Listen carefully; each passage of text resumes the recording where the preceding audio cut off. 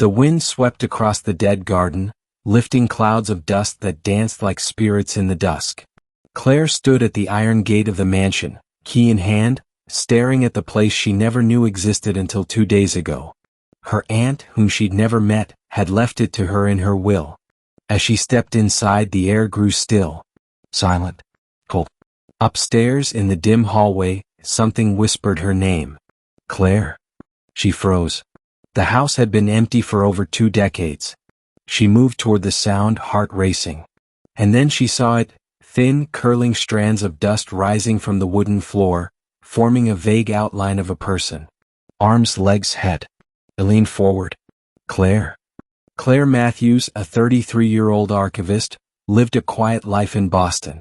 She had no family. Her mother passed when she was 12, and her father had never been in the picture.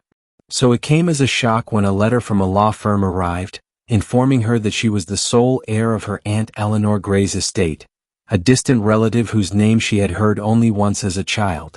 The estate was a mansion in Black Hollow, Maine. Local legends called it the Graye House. It took a weekend to arrange time off and a rental car. The drive was long, foggy, and filled with winding roads that seemed to lead deeper into silence. The house was a Gothic monster, towering windows, black spires, and ivy-choked stone. The interior smelled of rot and time. But the strange thing was the dust, thick everywhere yet patterned, as if swept into strange shapes or trails. Like movement.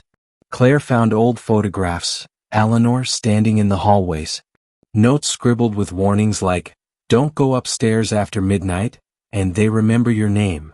She assumed her aunt was delusional. Until the first night.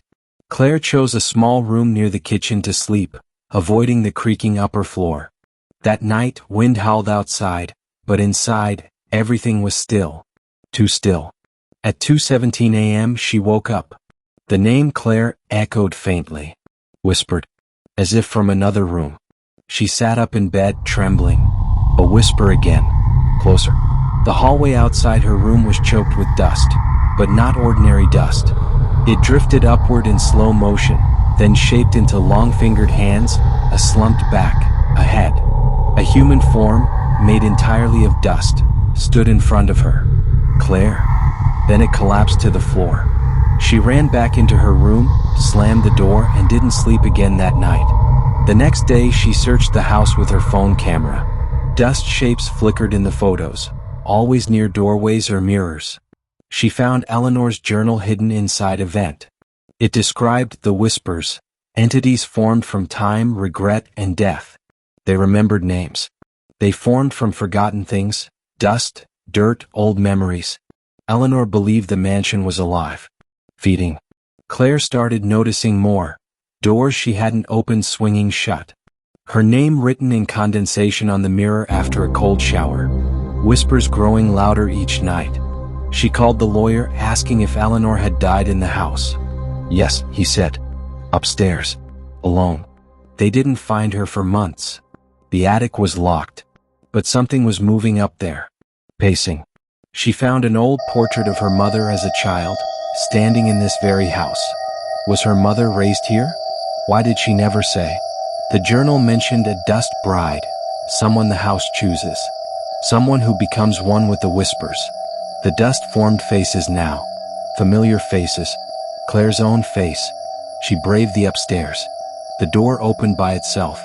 The corridor was darker, denser with dust. The air smelled like dried flowers and ash.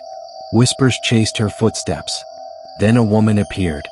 Tall, with sunken eyes, wearing a funeral dress of dust. Her mouth didn't move, but the voice echoed. Come back to us, Claire. You belong here.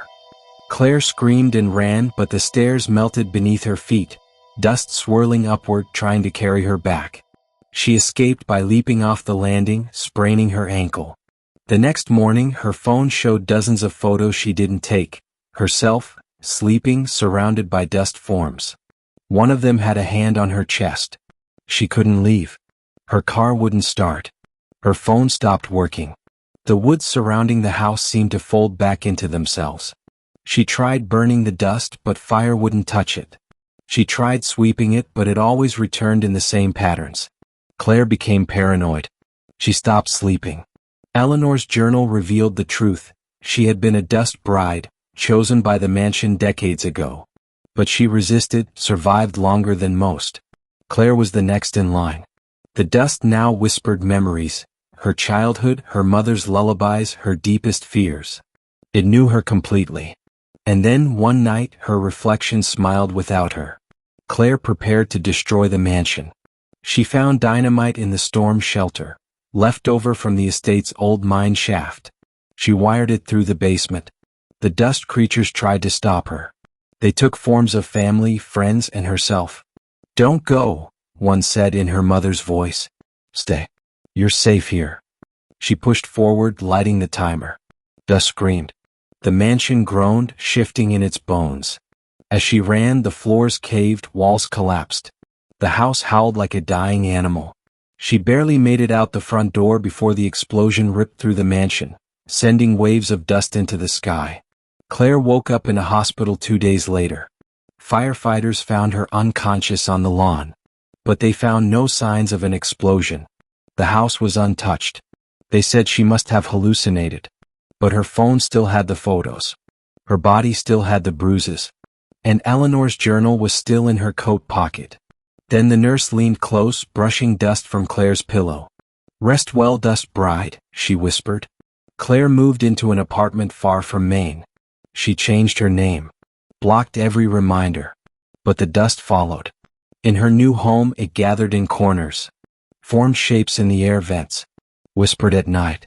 One evening, she looked out her window and saw the Graye mansion standing across the street. No one else saw it. But there it was. Waiting. She tried to destroy her phone, but new photos kept appearing.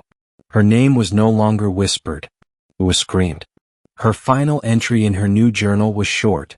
"I never left the house. I only dreamed I escaped."